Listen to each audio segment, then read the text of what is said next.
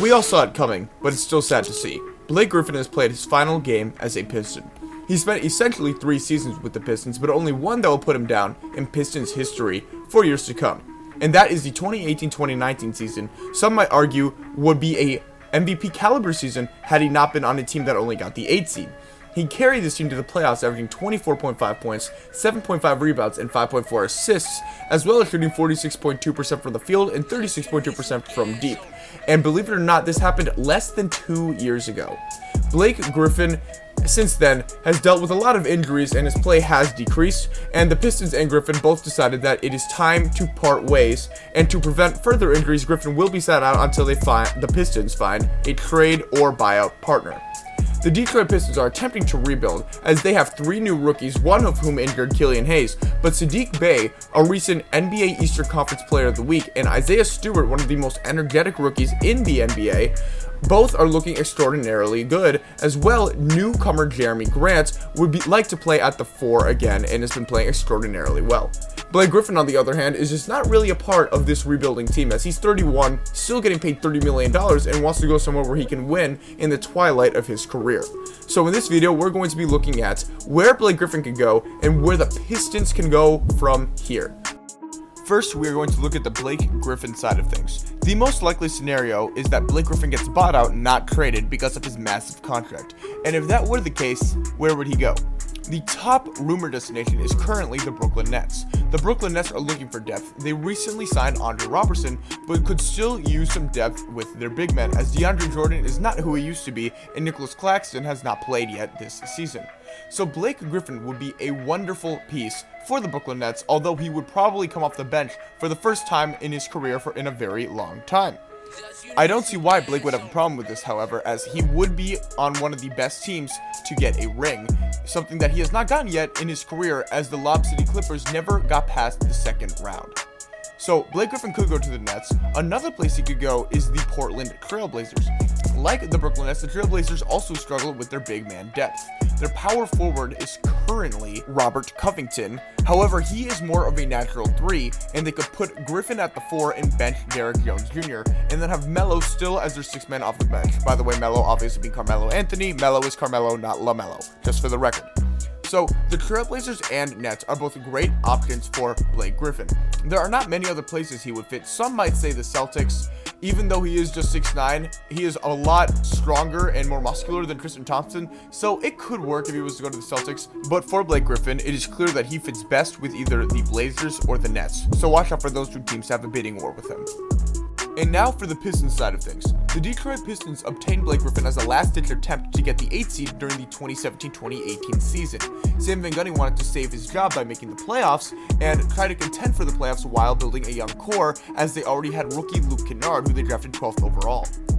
This, however, did not pan out, as the Detroit Pistons ended up only getting the 9th seed and Sam Van Gundy was fired, but the Pistons were still stuck with the Blake Griffin contract, so decided to make the best of it.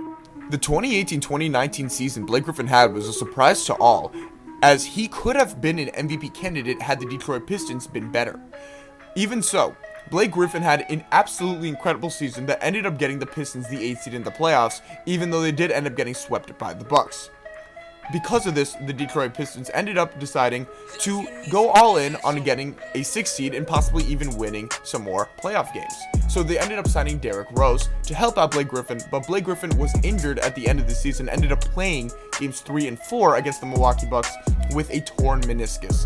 And in the 2019-2020 season, he just didn't look the same and only played 15 games. Because of this, the Detroit Pistons got general manager Troy Weaver and decided to go in another direction. Troy Weaver decided to completely strip down the Pistons and rebuild. The Pistons already had one really talented young player in Sekou Doumbouya, but everyone else seemed to be up for grabs. And he ended up trading to get 2 more first-round picks along with already their number 7 overall pick. Hayes only played 7 games, however, as he suffered a labral tear in his hip. During those 7 games, he actually looked extremely disappointing with just 4.6 points and shooting 27.7% from the field. But the other 2 rookies that they traded for, Isaiah Stewart with the 16th overall pick and Saddiq Bey with the 19th overall pick, have exceeded their wildest expectations. In just 18 minutes off the bench, rookie Isaiah Stewart is averaging 5.4 points as well as 5.4 rebounds and a block per game, while shooting 53.8% from the field and has shown his potential as a three-point shooter, although he has not been shooting too many threes just yet, but watch out for that for the future. Meanwhile, rookie Saddiq Bey, who they drafted 19th overall, is already one of the most accomplished players coming out of the draft. Saddiq Bey is averaging 9.1 points per game on 42.2% shooting from deep, with 4.6 attempts per game. Saddiq Bey already has an Eastern Conference Player of the Week under his belt after shooting 7 for 7 from deep against the Boston Celtics and continuing his stellar play throughout the week. Bey has also shown his talent as a defender, defending some of the best players such as Brandon Ingram and Jason Tatum and holding his own. He is one of the ideal 3-and-D players that came out of this draft and might be considered the steal of the draft, although Peyton Pritchard and Emmanuel Quickley are also names that can be on that list. But still, Saddiq Bey is probably their best rookie from this draft and is a huge part of their young core. The core of Saddiq Bey, Isaiah Stewart, Killian Hayes, and Sekou Doumbouya, whom they drafted last year, is a very good core for them to get started, and they have shown flashes of brilliance despite currently being last place in the Eastern Conference, although they did just win 3 out of their last 4 games, as this recording was made right after their win against the New Orleans Pelicans. That young core is also not alone, as free agent signing Jeremy Grant is having a possible All-Star season and is currently in the top 10 amongst forwards to go to the All-Star game. Also free agent signing Mason Plumlee had just put up his first career triple-double and is appearing to have one of the best seasons of his career despite being 31, as well as DeLon Wright, whom they traded for with the Mavericks, has been playing stellar basketball as of late with 3 20-plus point games in his past 4 games, as well as one with 17 points, which was against the Pelicans.